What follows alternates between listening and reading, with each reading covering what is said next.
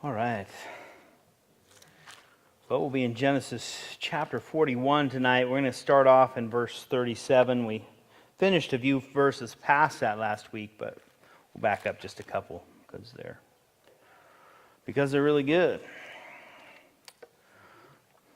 But kind of one of those chapters where God really brings the what's on the inside out in a number of groups of people.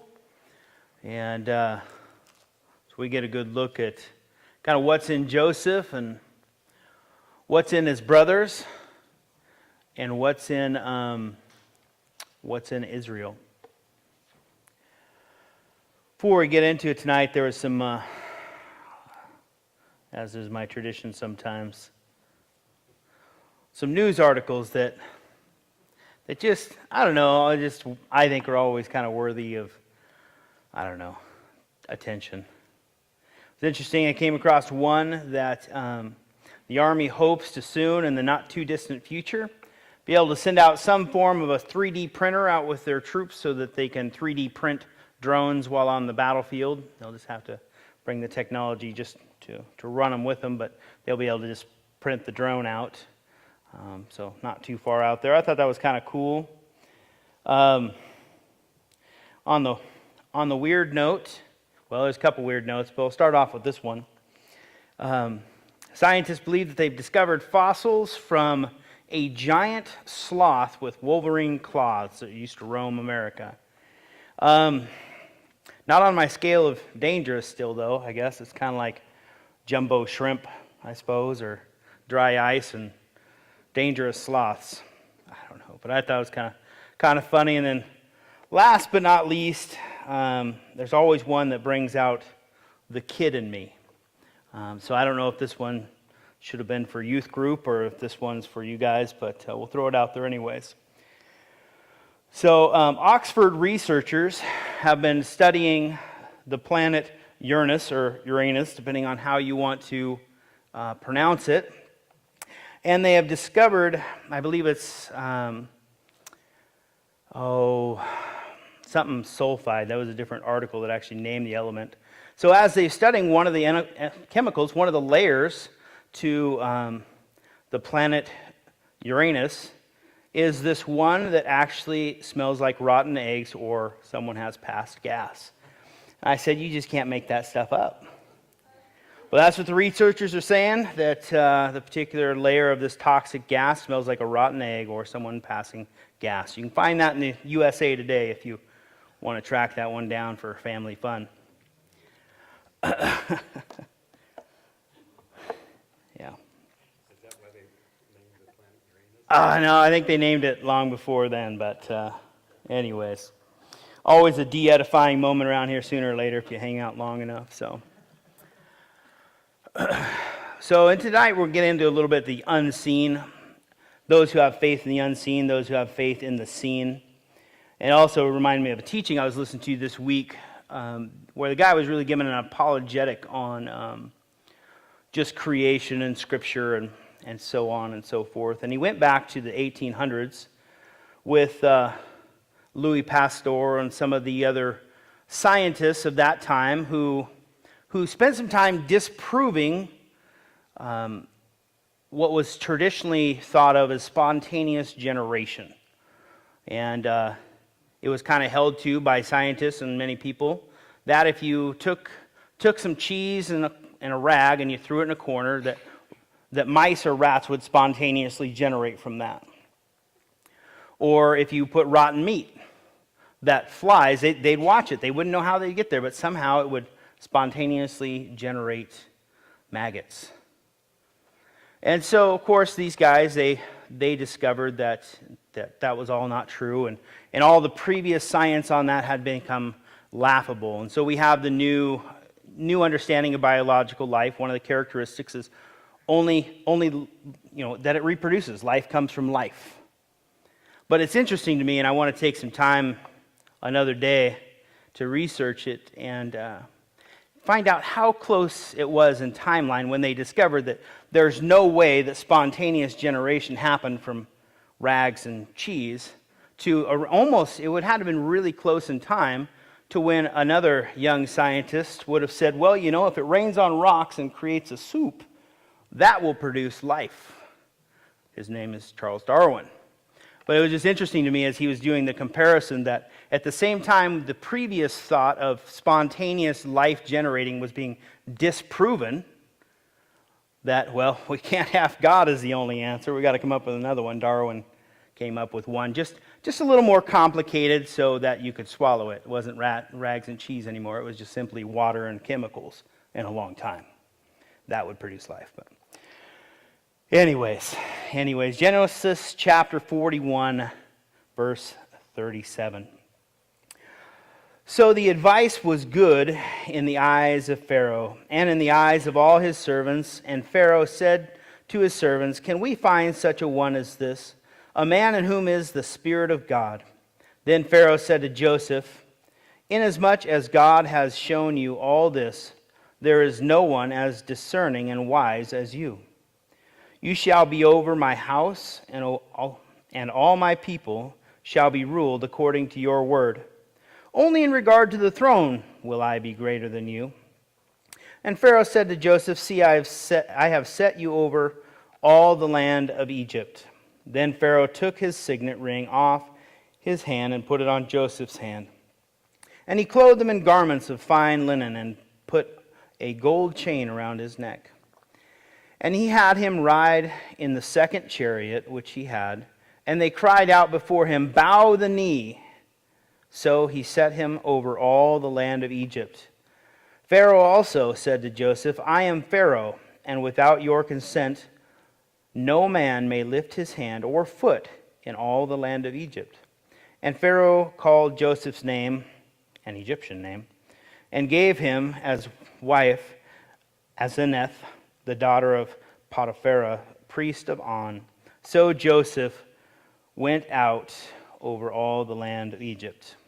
So, of course, we kind of touched on that a little bit last week after going through Joseph's life and reminding us, don't close the book too soon. Don't give up on what God is doing in your life too quickly. God has an intended end. And so as Joseph began to see this come to pass, God, of course, brought it to pass with several dreams while he was in prison. Then they came to fulfillment. And then a couple years later, the gentleman who was delivered by that, reminding Pharaoh when he had a dream that there was a man who could interpret dreams. And it must have been kind of strange. I mean, how in the world does Pharaoh, probably, in that time, arguably the most powerful man in the world, why in the world does he, just in a moment, take a Hebrew servant and say, well, you're number two. And you're going to pretty much act and be like number one. What an odd thing to do. The dreams hadn't even come to pass. As far as Pharaoh knew, I mean, this was a guy who gave a clever answer, seemed good. No one was as wise and discerning as this answer. But they hadn't actually come to pass yet, and he was already elevating him. I think Proverbs 21:1 gives us a little insight on that. He says that God directs the hearts of a king, just like he does a river, any which way he wants. This was God's plan, we know, and so we know that Pharaoh could do what he wanted or think what he wanted or whatever his reasons were, but God was bringing it to pass. Also, for Joseph, this wasn't an overnight success. Pharaoh or some other people, onlookers, might have said, well, that kind of happened quick. But for Joseph, this was at least 13 plus years in the making. Because sometimes a gift or a calling will come rather quickly, but character takes time. And God had been working this in Joseph for quite some time now, and he was bringing it, at least this part, to fruition. A little bit unclear exactly what his Egyptian name meant. There's a lot of debate on that. The one that comes up probably the most is this name that Pharaoh gave him, is that God speaks and lives. Not a guarantee, but it is the one that people think most frequently what it is. Although later in verse 55, it will seem that Pharaoh still calls him Joseph, so he must not have been a fan of his own name that he gave him. Maybe, maybe not. But perhaps it was also because many people would not have responded to a foreigner all of a sudden being in such power so quickly. A guy who came in as a servant, got out of jail. He's from the land of Canaan, a nobody. So Potiphar gives him a new name, an Egyptian name, gives him an Egyptian wife, a ring for authority, a robe, a gold chain, a chariot. This was Extreme Makeover Joseph edition.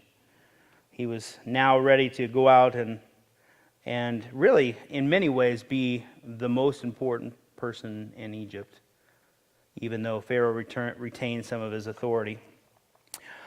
Verse 46. Joseph was 30 years old when he stood before Pharaoh, king of Egypt. And Joseph went out from the presence of Pharaoh and went through all the land of Egypt.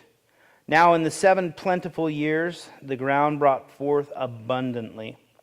So he gathered up all the food of the 7 years which were in the land of Egypt, and laid up the food in the cities. He laid up in every city the food of the fields which surrounded them.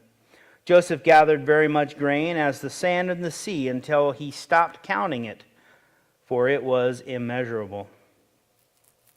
And to Joseph were born 2 sons before the years of famine came, whom Asenath, the daughter of Potiphar, priest of On, bore to him.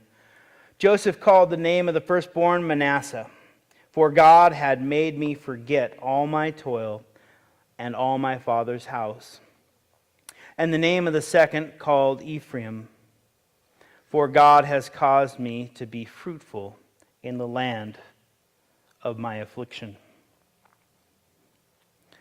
Manasseh, forgetting. What a blessing he began to receive. So Joseph begins to follow what I think was the wisdom from the Lord on how to survive what was coming, what was revealed by the dreams. And so he begins to gather 20%, which seemed to be about double the taxes. But fortunately, this government will give some of it back. So as he began to stack it up, these lands, this crop was such a bumper crop that they just gave up counting it. They gave up looking at it. It was so innumerable. There was so much blessing during this time that it just overflowed, and pretty soon they just shovel it in there, man, whatever. We'll just mark down it was a lot.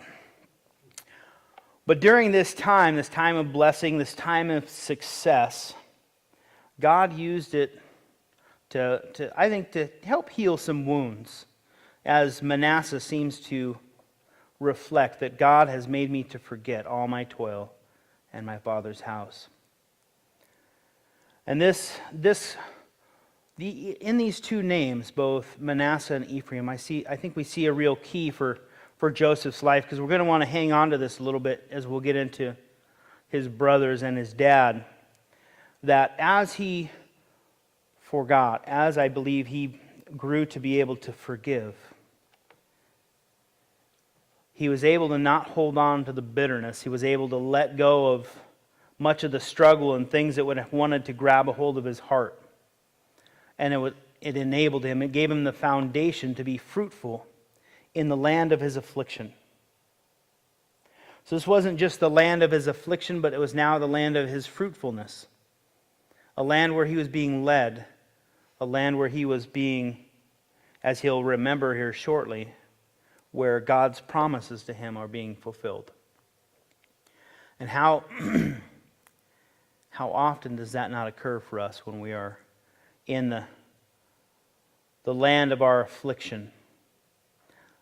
That, as one devotion writer used to say, God never promised to deliver us from trouble, from tribulation, struggle in this life. But he did promise to deliver us in it and through it. And Joseph's experiencing that he didn't have to run back to another land. God didn't have to deliver him from where he was, but He just needed to be faithful. He just needed to trust in the Lord, and God would make him fruitful. Not holding on to the things of the past, but looking forward to that which is ahead. Looking at both the past and present through the lens of not only who God is, but what God is doing. There's a verse in John chapter 14, verse 21 that I like a lot. I want to read real quick. I remember the first time I had read it, really meditated on it, it just blessed me and stuck with me. John chapter 14, verse 21,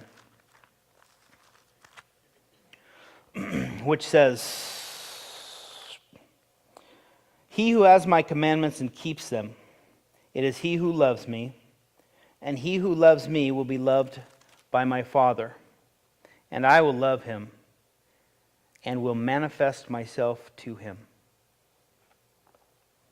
A promise of Jesus that following the Lord's ways, trusting in him, keeping his commands, you will have the love of God in your life, and he will manifest himself to you. He'll make himself known. I don't know what that will mean for you individually, but Jesus said it was so. That in your life, that if you keep these things, if you walk in them, he will manifest himself to you. So I think Joseph had a little of this going on in his life, and he was able to be fruitful and to focus on the Lord and not to be caught up and struggling so much with the past, which would have been really easy to do up to this point. Being thrown in the pit,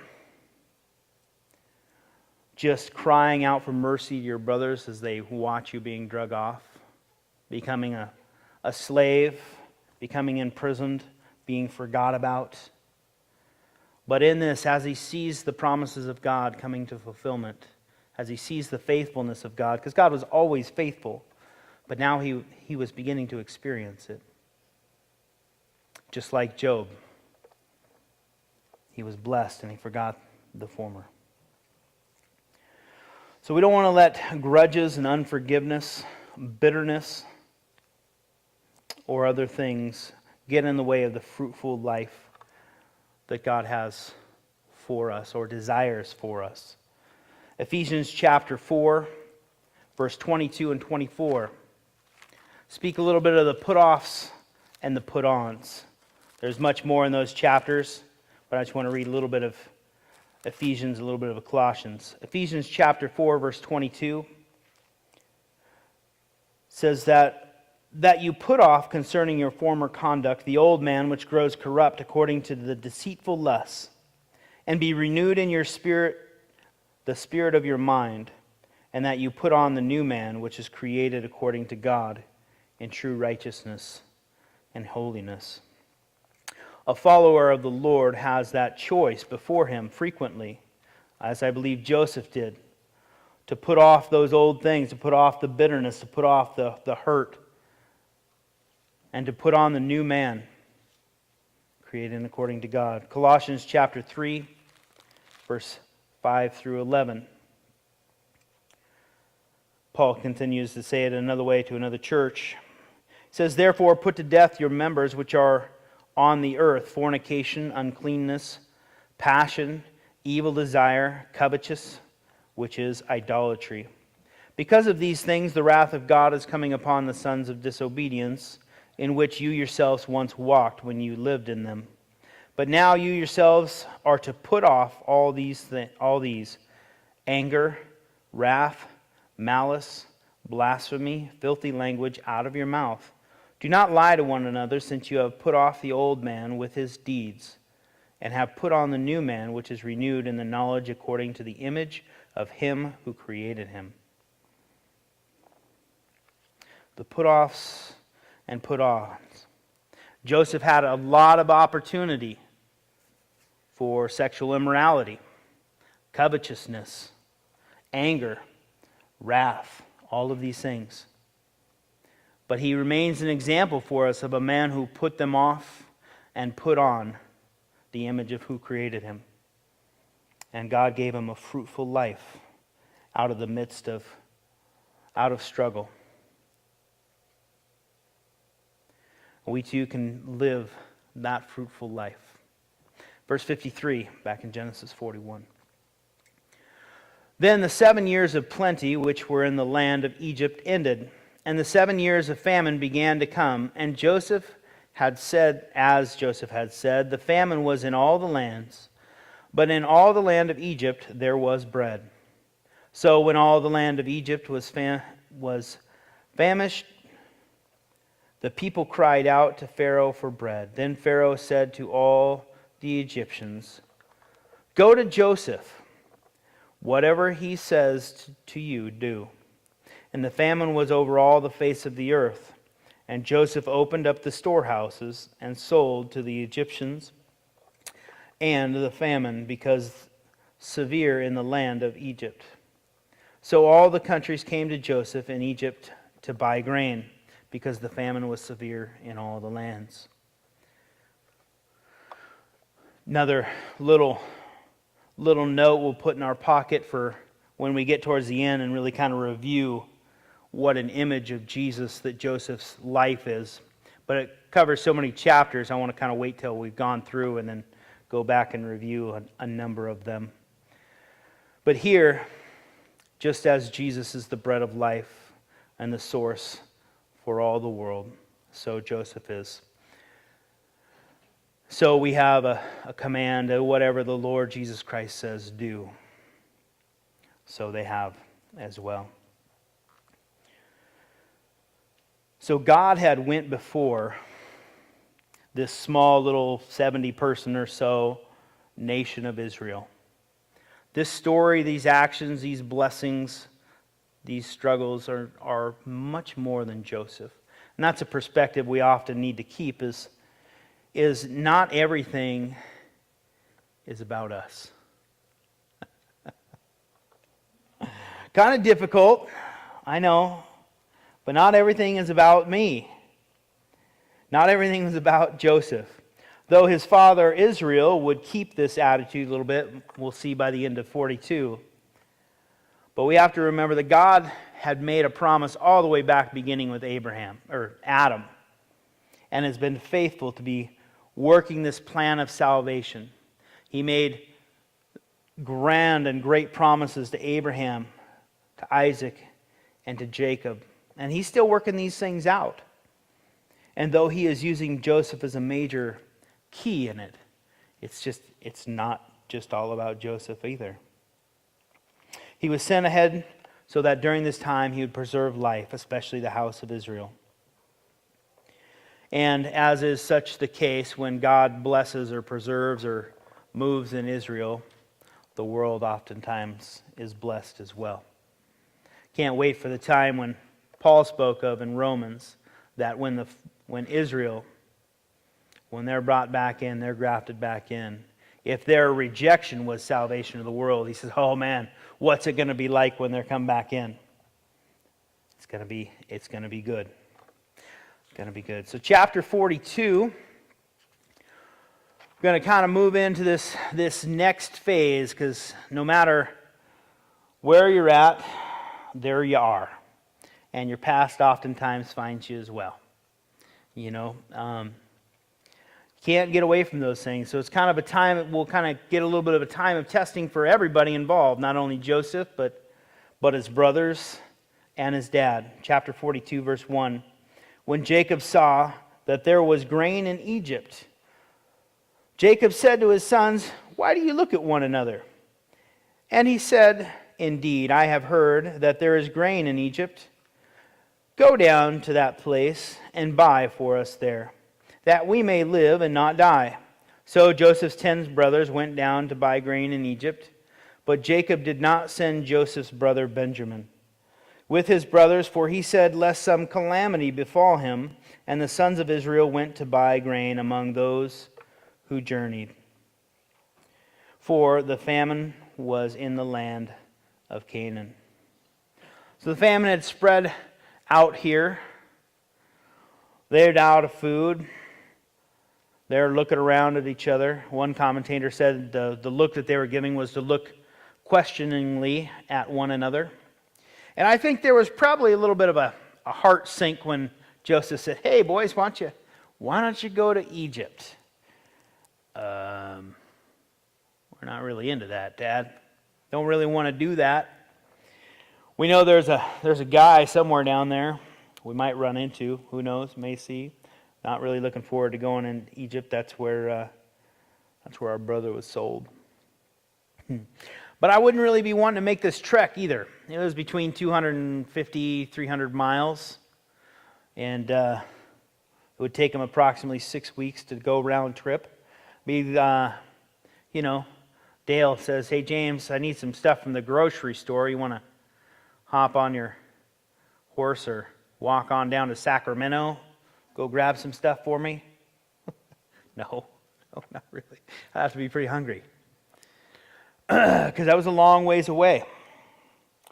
But the boys, like good boys, and Jacob making kind of the decisions for the family still, are going to go down and do it because they didn't really have a choice. It was make the trek or die. And that was kind of a dangerous thing to do, especially in a time of famine. People would no doubt be raiding caravans, and it was a long ways away from home or your normal protection. So he says, leave Benjamin with me. He's just a widow boy, and we don't want him to get hurt. He's probably only like 30, 32. And these other guys are about 50, 60. Well, I don't want Benjamin to get hurt. So he keeps him back. Jake, still playing favorites, still flying the favorite flag from my my beloved Rachel. It's the last boy I've got. That could be. He may not have trusted them either. He's going to trust him even less here in a little bit. Verse 6. Now Joseph was governor over the land, and it was he who sold to all the people of the land. And Joseph's brothers came and bowed down before him with their faces to the earth. Joseph saw his brothers, recognized them, but he acted as a stranger to them and spoke roughly to them. Then he said to them, where do you come from? And they said, from the land of Canaan, to buy food. So Joseph recognized his brothers, but they did not recognize him. Then Joseph remembered the dreams which he had dreamed about them and said to them, you are spies. You have come to see the nakedness of the land. So there was a number of grain cities. There was a number of places that would have been buying and selling food. So one, I think you have to see the hand of the Lord already in this, that Joseph would meet up with his brothers. Perhaps Joseph by himself or with his small group would interview anybody coming from foreign lands because the value of the food during this severe of a famine would have been so great. Don't really know, but God was definitely in it, and God definitely had plans for his brothers to come and to fulfill the dream that he gave him so many years ago, that this would happen. Like if God told them they were going to make a cake and they decided they were going to go and get some dirt and some soda pop and some rocks and they threw it in and mixed it out would have came cake. No matter what they would have chose to do, God had determined that this was going to happen. They thought, this was their whole plan, was to stop his crazy dreams. Well, let's see what comes of this dreamer. Let's see if this happens. And they sold him. And here we are. At least one of them completely fulfilled. So they didn't recognize him, no doubt, when he left 20, 22 years ago. He had this little 17-year-old boy, little scruffy wannabe beard as he was going out, trying to be a good Hebrew man. And now he's probably all dolled up like a good Egyptian, maybe a little eye paint, nice, clean shaved, and 20 years older. These guys probably all looked about the same beard, same old clothes. I don't know. Whatever it was, they didn't recognize him, and he quickly recognized them. And so here, here we have a dream fulfilled, even though they tried to stop it back in Genesis 37. Reminds me of how often when we try to stop the plans of God, Satan tries to thwart God's plans of salvation, and his attempt, just like these guys' attempt, actually brought its fulfillment. thought he had the triumph at the cross, but it was quite the opposite. These guys thought they stopped Joseph's dream by selling him. Quite the opposite. They still wound up. God still fulfilled it. No matter what you throw in there, God has his way. But it seems Joseph wasn't spending all of his time thinking about it, sometimes as I often think that he would or did. It says at this moment, then Joseph remembered the dreams. He may not always remembered when he was in second power. Oh, this must be the way that God's going to fulfill the dream. Maybe he did, maybe he didn't, but at least for a time he forgot it and just now remembered it as God brings it to pass. Verse 10, and they said to him, no, my lord, but your servants have come to buy food. For we are all one man's sons. We are honest men. Your servants are not spies. But he said to them, no, but you have come to see the nakedness of the land. And they said, your servants are 12 brothers, the sons of one man, in the land of Canaan. And in fact, the youngest is with our father today, and one is no more. But Joseph said to them, it is as I spoke to you, saying, you are spies. In this manner you shall be tested. By the life of Pharaoh you shall not leave this place unless your youngest brother comes here. Send one of you, and let him bring your brother, and you shall be kept in prison, that your words may be tested to see whether there is any truth in you. Or else by the life of Pharaoh surely you are spies. So he put them all together in prison 3 days. I wonder what cell they got. Hey, I used to know a guy that used to lay over there. That's a comfortable spot, guys. You might try that spot there. I don't know. That probably just be what I would do. But so he's gonna let him think on it a little bit. Joseph perhaps thinking on it a little bit as well as he continues to interrogate them a little bit. So here Joseph,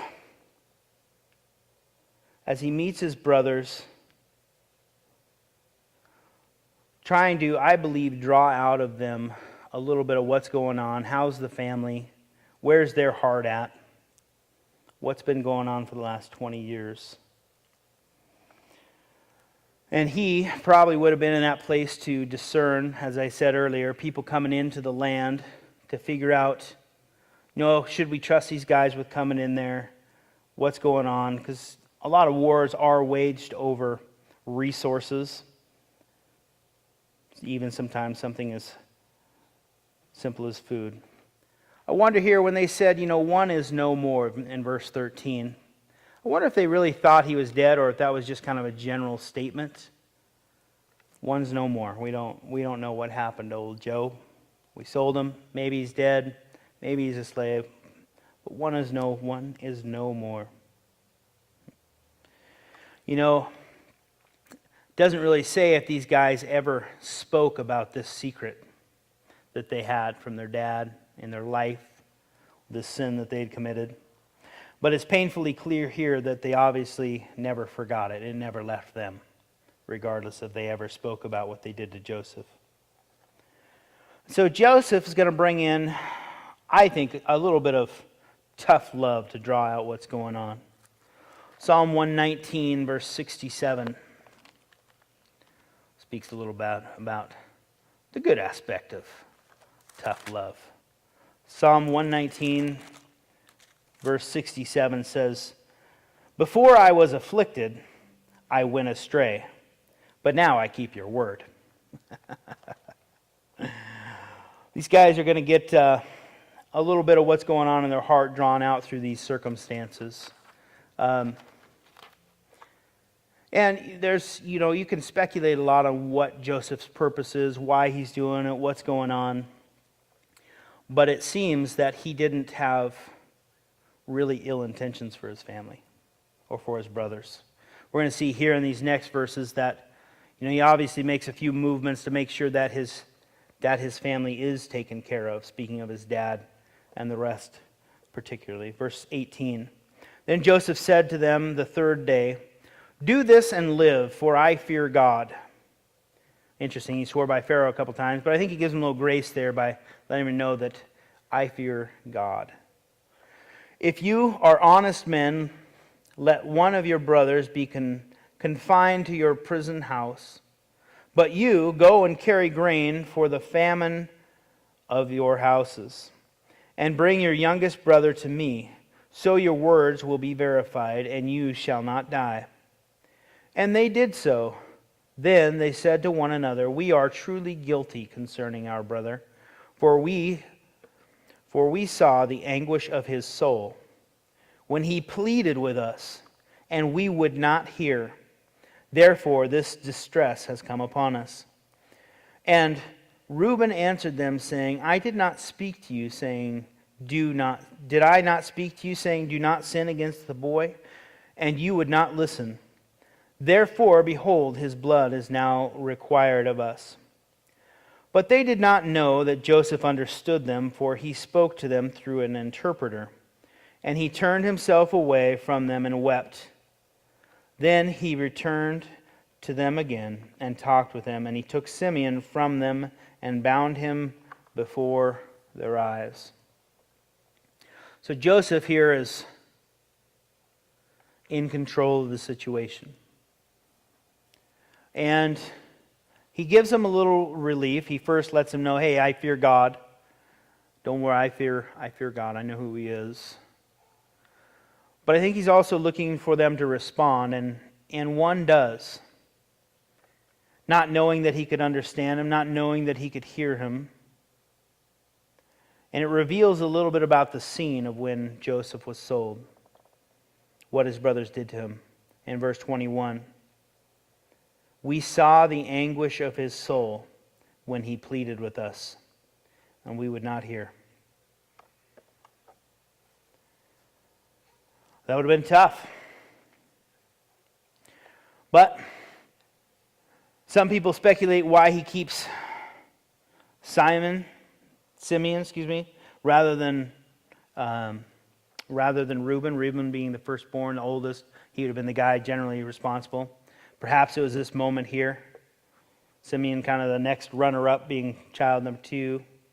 I don't know. But he chooses him. He's going to throw him in prison.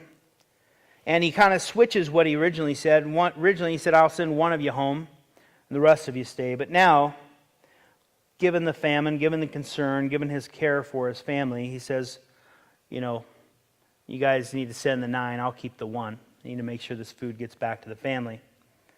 Which, these guys, we're going to see, I think Joseph had a lot of confidence in the fact that they didn't know how long the famine was going to be. So they ran into Egypt, they grabbed some food, they were heading back. And I guarantee Joseph, with his head for numbers and what was going on, looked at those sacks, looked at what they had, said, "Doesn't matter what they do, these boys will be back. You guys still got at least a solid 5 years, give or take on when you think this happened, at least a solid 5 years of famine left. Your bags of grain ain't going to cut it." But he allows them to go ahead and take the food back, and get it back to the moms and the pops and the kids and everybody, to make sure that people are taken care of.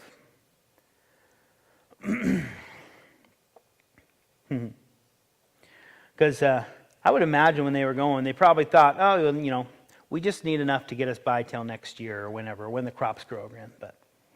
But that was not going to be the case. So we begin to see a conscience begin to form in these guys. A little bit of a guilty conscience. And one thing a guilty conscience always does is, "Oh man, this is all happening because I did that. God's punished me. The hammer's dropping because," fill in the blank.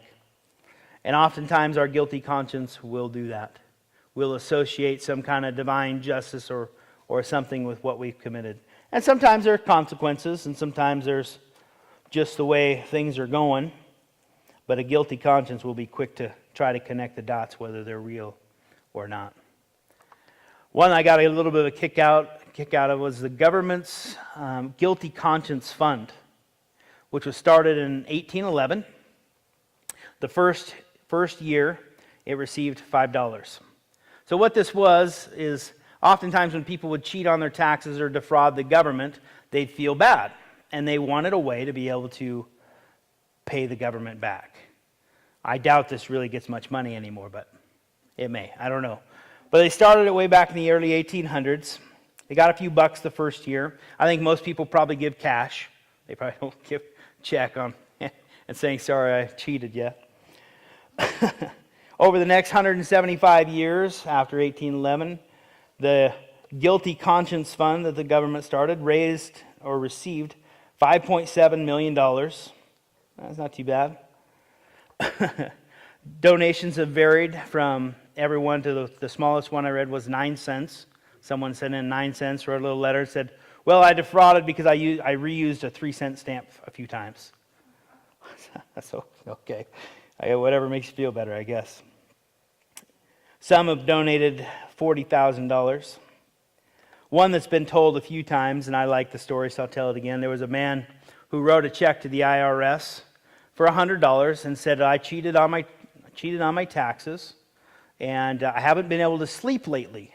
So I just wanted to write you guys this check, get it off my conscience, because I cheated on my taxes, and so we'll be good. But if I still can't sleep after this, I'll send you the rest. I liked that. I remember hearing Ben Corson share once. He said, a conscience is kind of like a baby. You won't sleep until it does. Yeah.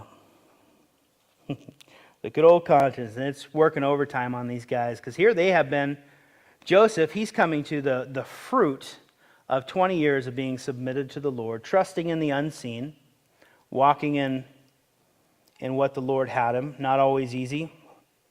We don't really know everything that was going on in his heart. But here we see God raise him up, allow him to forget and to forgive and to be fruitful. While these guys, for 20 plus years, had this rattling around inside of them. What they did to their brother, how that felt, the look in their brother's eyes as he hauled them off, or he got hauled off. A lot to deal with. The guilty conscience. I liked one example also of the sundial, like a guilty conscience, that when the sun's shining on it, gives a pretty good accurate of what time it is, gives a pretty good accurate assessment of what time it is, what the situation is. But when in complete darkness, it's utterly worthless. Verse 25. Then Joseph gave a command to fill their sacks with grain, to restore every man's money to his sack, and to give them provisions for the journey. Thus he did for them. So they loaded their donkeys with the grain and departed from there. But as one of them opened his sack to give his donkey feed, at the encampment he saw his money. And there it was, in the mouth of his sack. So he said to his brothers, my money has been restored, and there it is, in my sack. Then their hearts failed them, and they were afraid, saying to one another, what is this that God has done to us? Here they are again. Oh no, the sky is falling once again. Rather than a blessing or anything else, what in the world has God done to us? Why is God doing this to me? Does God hate me? What has God done to us? Now they've gone from, in their mind, now we're being accused of being spies, now we're going to be accused of being thieves also. Situation's not looking much brighter for them just yet, at least not in their own minds.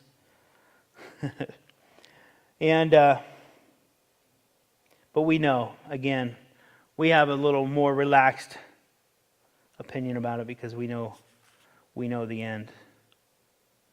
And I love that even. It's always a comfort for me, even just looking at the news and looking at the day and times in which we live, that we can be a lot like that, rather than seeing some of the things unfolding in our country or in our world and say, What has God done to us? What's going on now?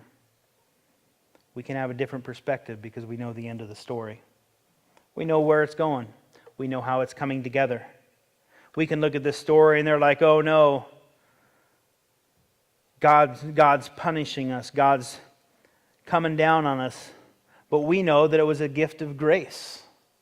He restored their money back to them, gave them free food, blessed them, and was making provision to keep them,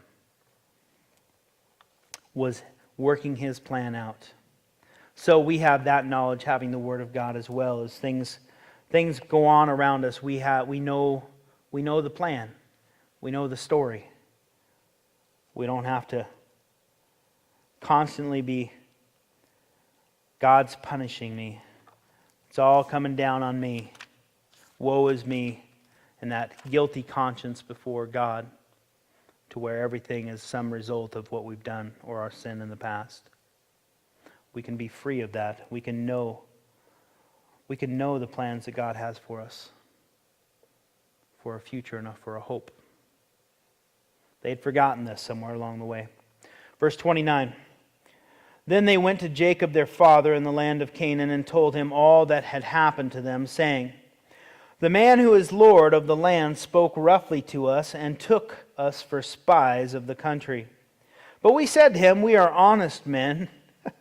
Sorry, I can't hardly, that one always makes me laugh.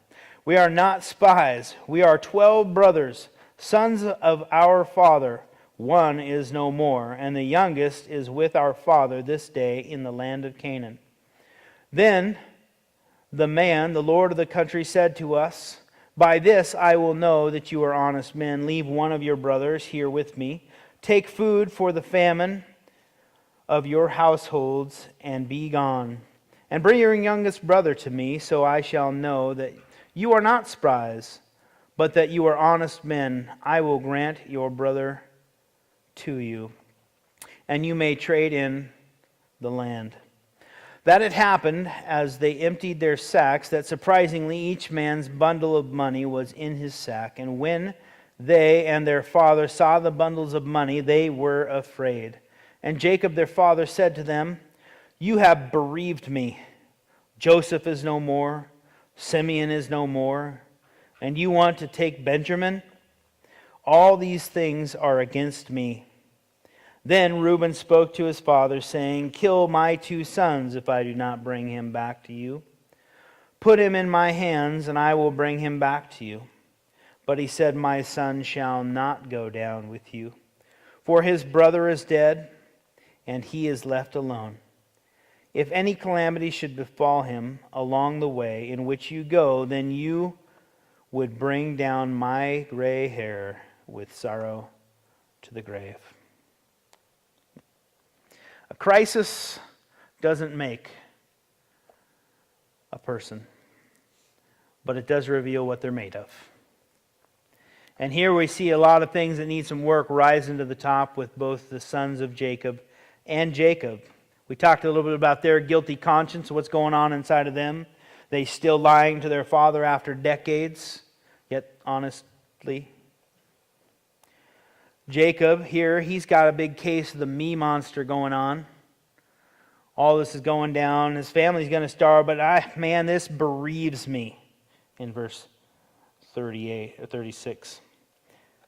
Me, my, mine, I. Must have been difficult sometimes to listen to. So they've been lying for about 20 years, the honest men.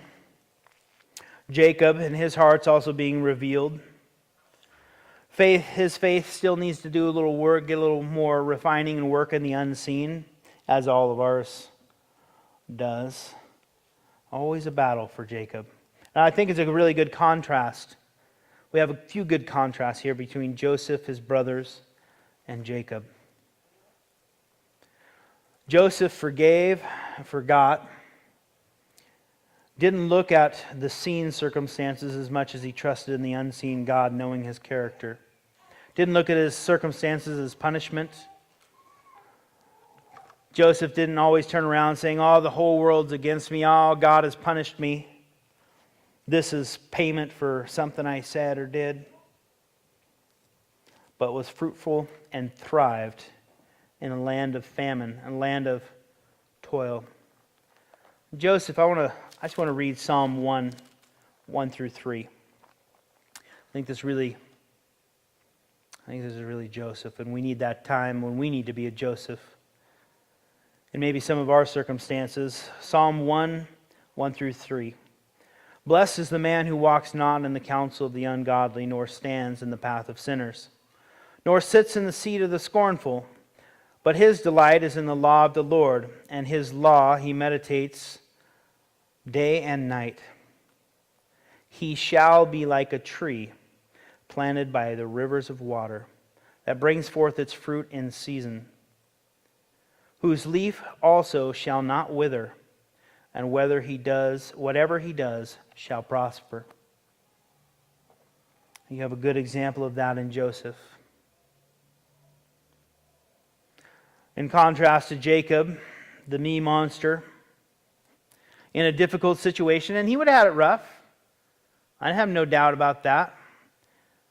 Lost his wife, lost his son. I mean, those are things that impact you for your whole life.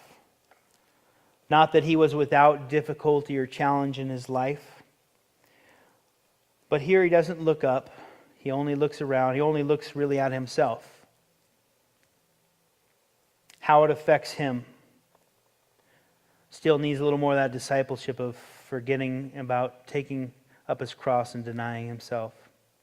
Here's a little ditty, a little song of Jacob, just to help kind of remember where he is here. I thought it was catchy. No one loves me, this I know. My misfortunes tell me so. Anyways, I thought it was good. No one loves me, this I know. My misfortunes tell me so. It's kind of Jacob's world right now. My son's gone, Simeon's gone. My sons are being accused of being thieves and spies. This all looks bad on me. And if I lose my beloved Benjamin, I'll just die.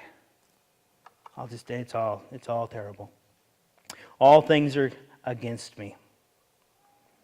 We all get a little of that as well.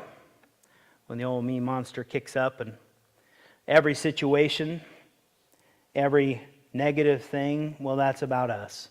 It's come down on us, looks bad on us. And again, we have that contrast against Joseph, who doesn't seem to have done any of that. And one is enjoying now a fruitful life in the midst of famine and difficulty. And one is fearful and in dire need of sustenance. Good contrast. Both have the promises of God. Both are loved by God. But a contrast in life for sure. There's a lot of negative things, both spiritually and physically, that we have from both being self-focused and from even just guilt. These are things we need to be able to lay down at the foot of the cross. We need to be able to forgive and to forget. To be able to walk in what God has for us, as Joseph did. So I want to close with 1 Peter 5:7. As we see Joseph, I believe he did this a lot.